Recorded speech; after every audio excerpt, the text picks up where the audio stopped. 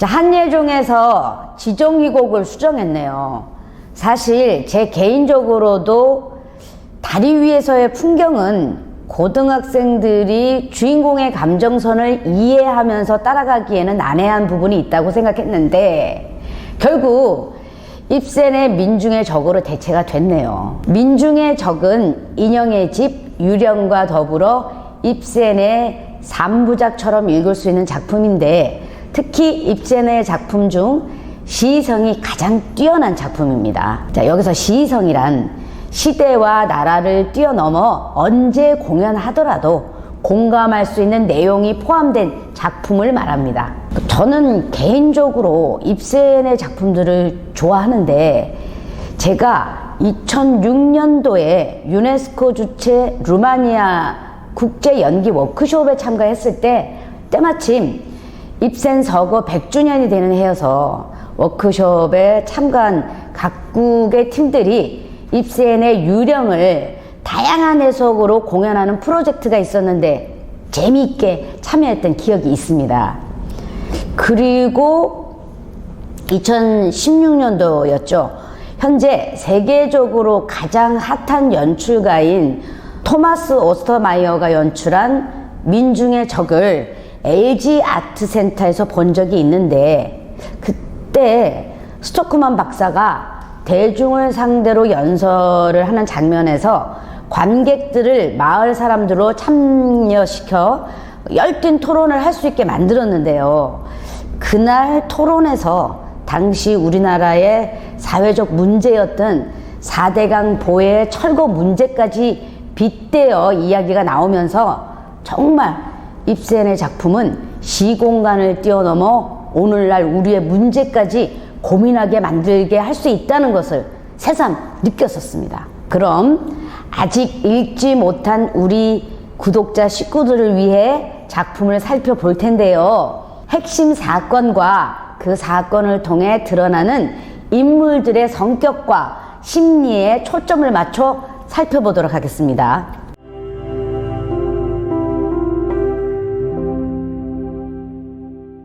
극은 19세기 말 노르웨이의 히스틴 마을에서 벌어진 하나의 사건에 초점을 맞춰 진행되는데 사건의 핵심은 이렇습니다.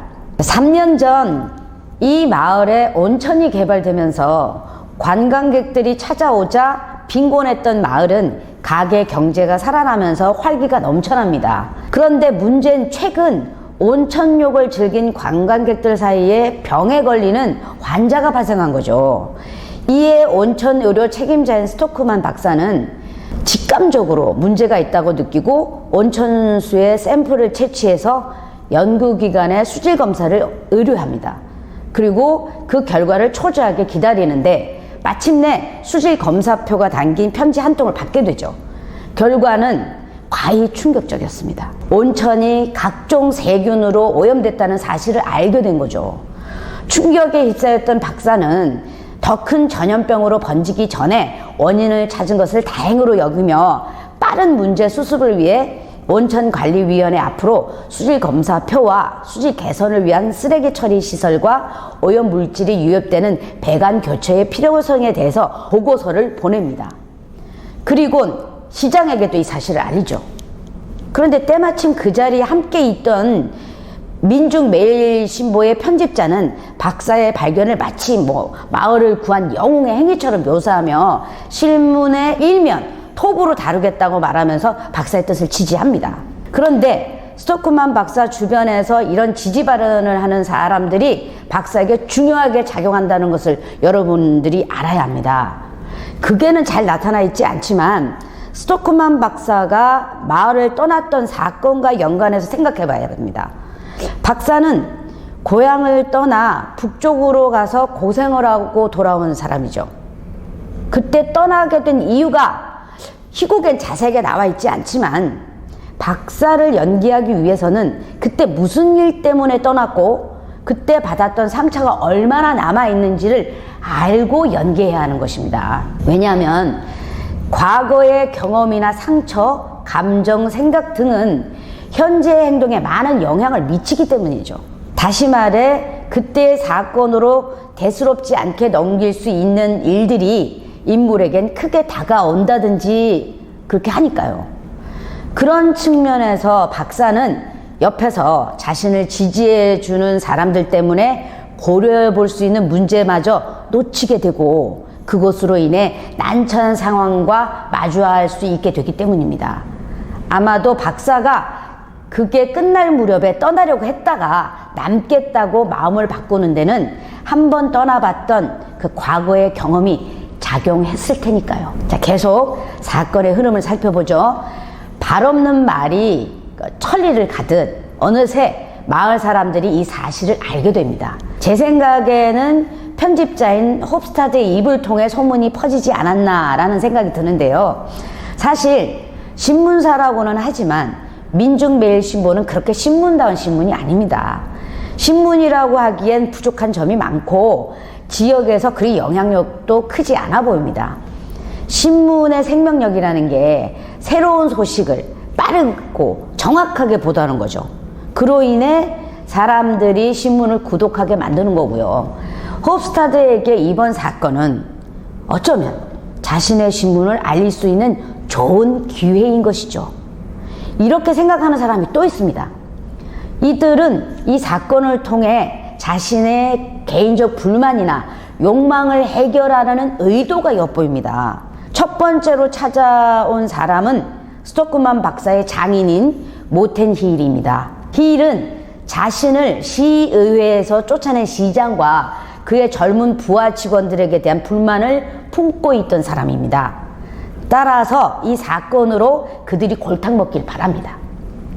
만약 박사가 그들에게 본때를 보여준다면 불우한 이웃들을 위한 성금을 기꺼이 내놓겠다고 호언장담합니다.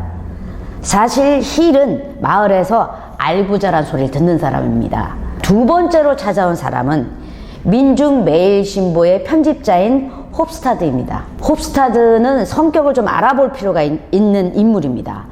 그는 이번 사건이 부와 권력을 거머쥔 몇몇 관료들 때문에 발생했다고 주장하며 그들 자체가 이 사회의 진짜 오염 물질이라고 말합니다.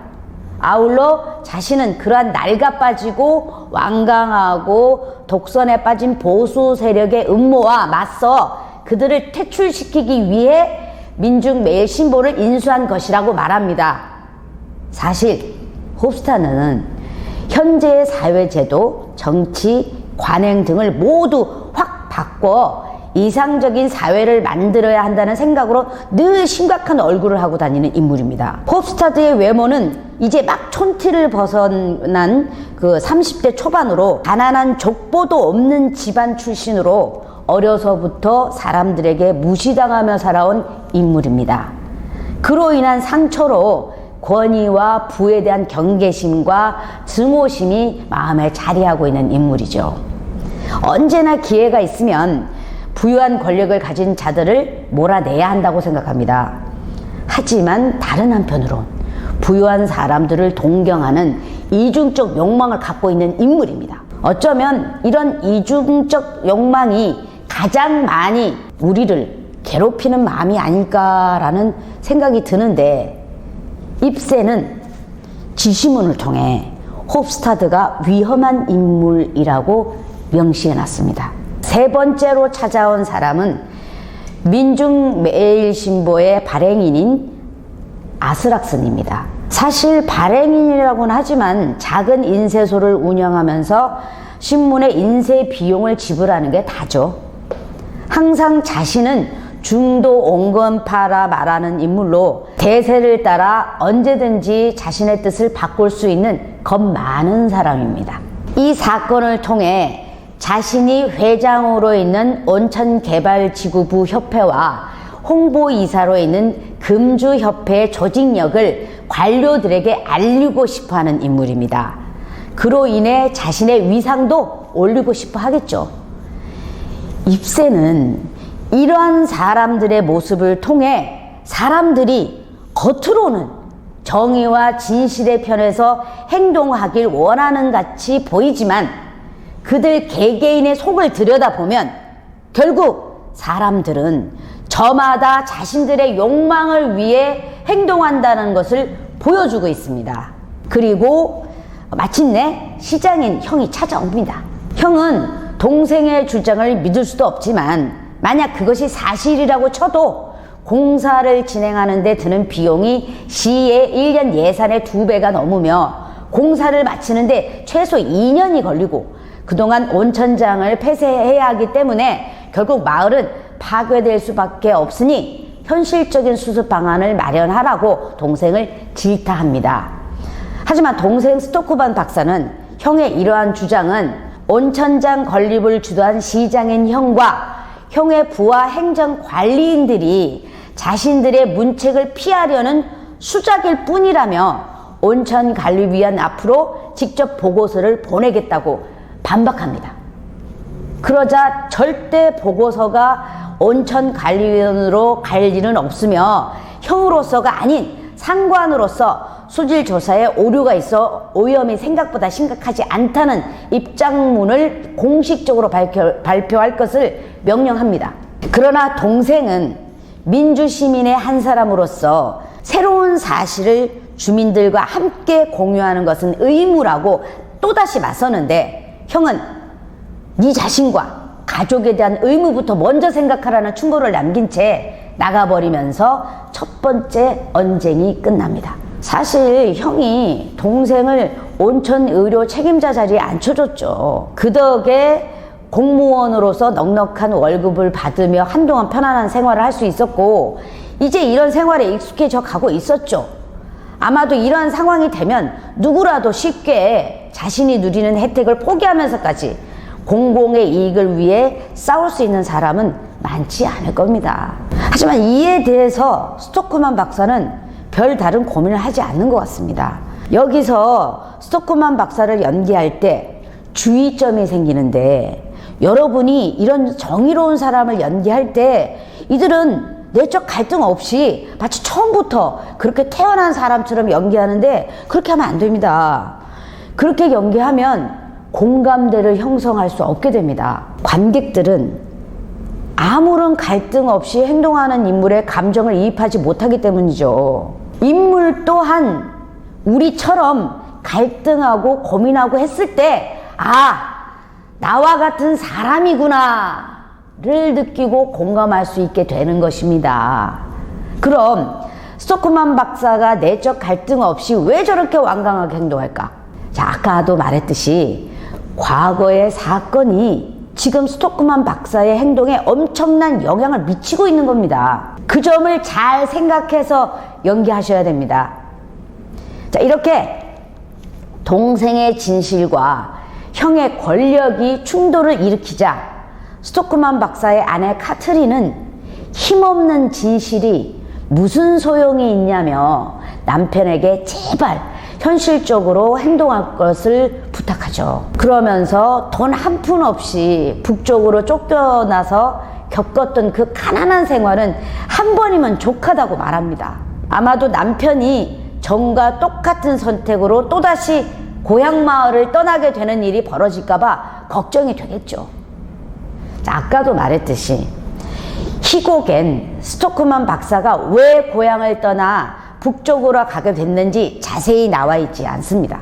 그런데 형의 대사를 통해 유추해 보자면 형으로서 동생을 책임지기 위해 온천 의료 책임자리에 앉힌 것도 있지만 그보다 동생이 또 사고 칠까봐 그랬다고 말합니다.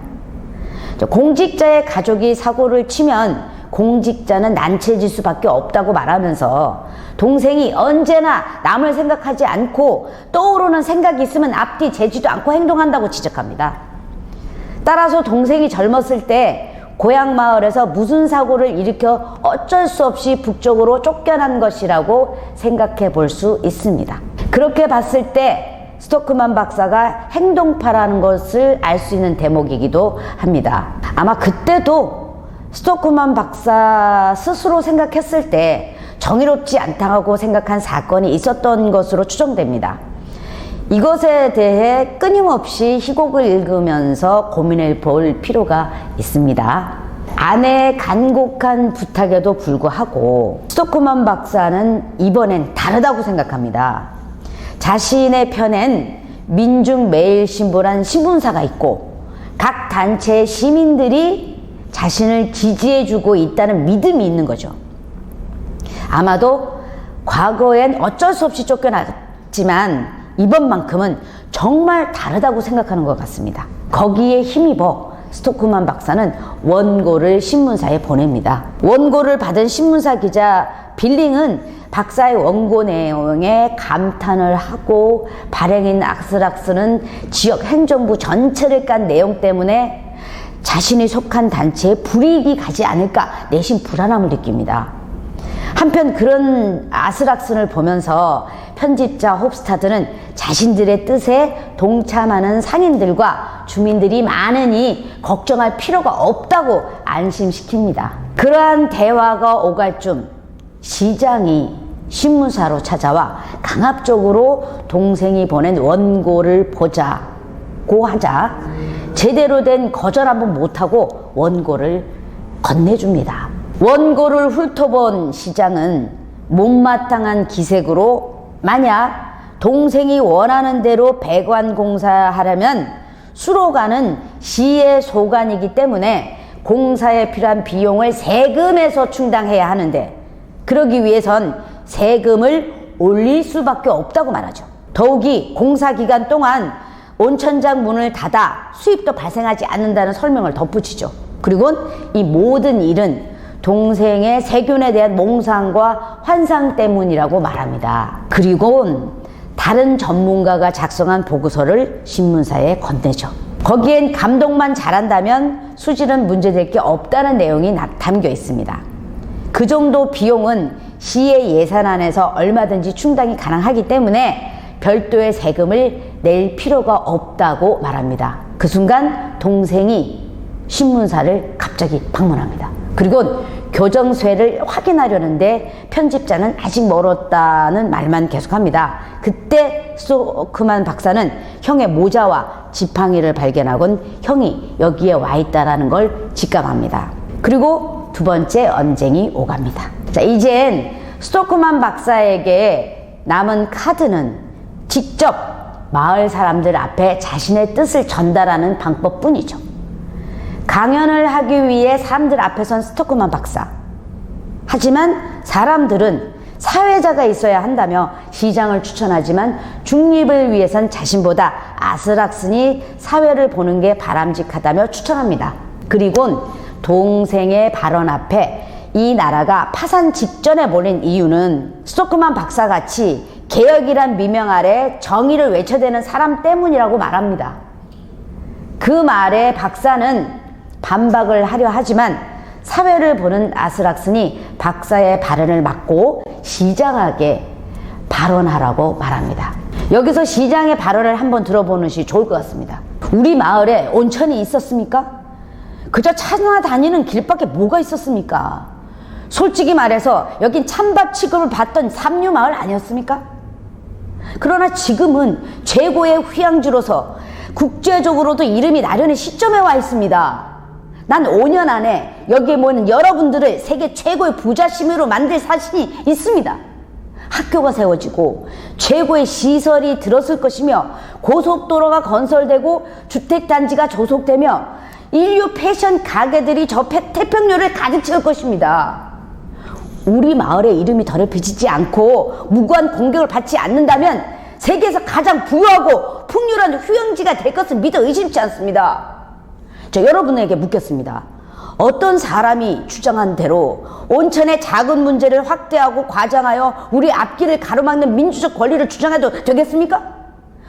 우리는 외부의 세계가 우리를 어떻게 바라보느냐에 따라서 죽을 수도 있고 살 수도 있습니다. 죽느냐 사느냐를 가르는 선은 분명하게 그어져야 하고 누군가 그 선을 넘을 때는 우리 민중은 그자의 목숨을 움켜쥐고는 안 돼! 라고 단호하게 선언해야 할 것입니다. 자, 이렇게 말이 끝나기가 무섭게 함성이 터져 나오죠. 이미 모든 주민은 시장의 말에 동의를 한다는 것처럼 말이죠.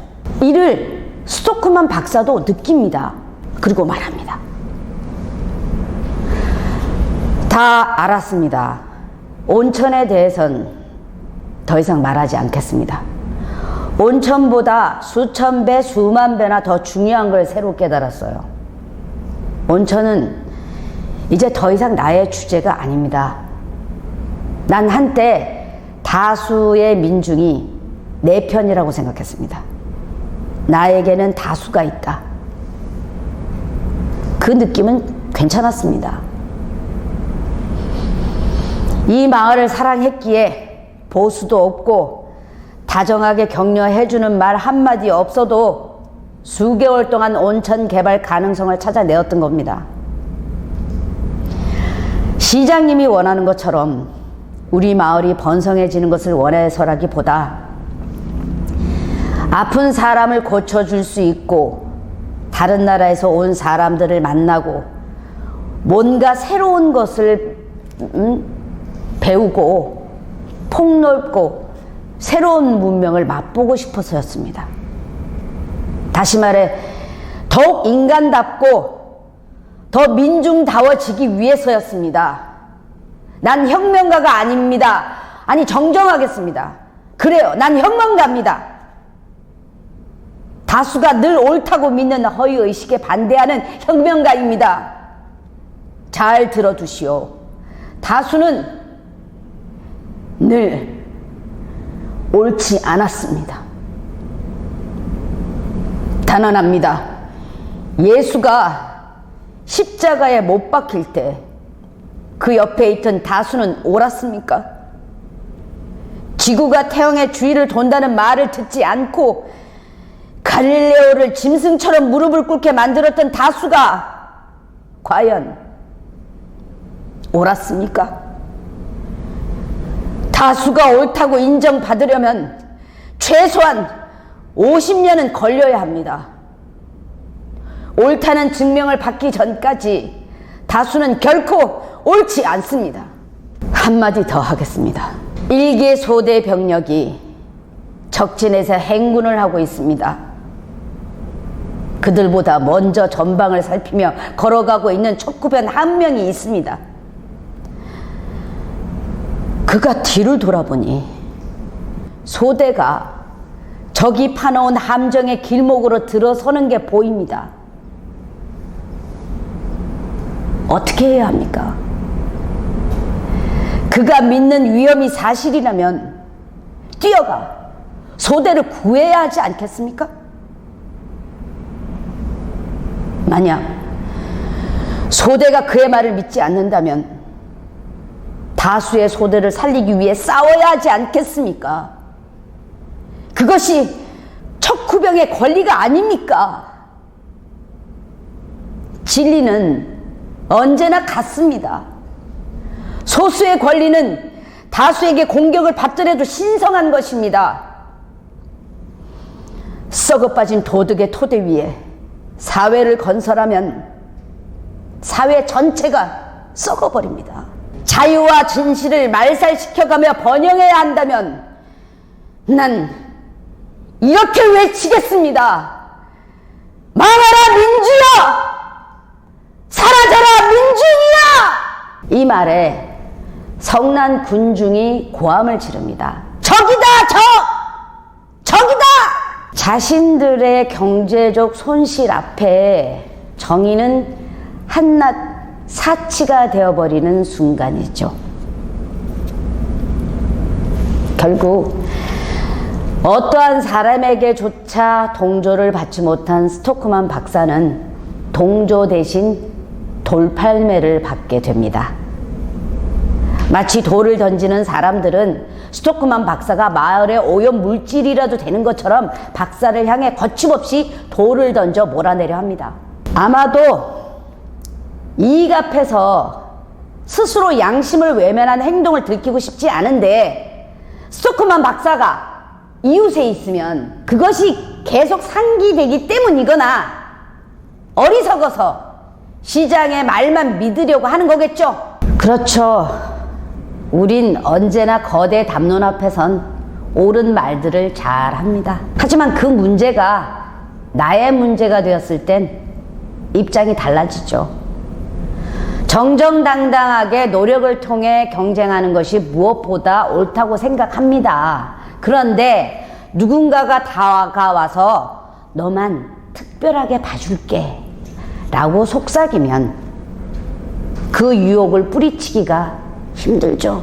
스토크만 박사는 이 마을을 떠날까도 생각하죠. 하지만 남아서 진리를 위해 싸우기로 합니다. 그리고 자신을 유일하게 지지해주는 가족들에게 말합니다. 진리를 위해서 싸우면 외롭다. 하지만 외로움은 우리를 강하게 만들지. 따라서 우린 이 세상에서 가장 강한 사람들이다. 그리고 강한 사람은 그 외로움으로부터 배워 이겨내야만 하는 거다. 라고 가족들에게 말합니다.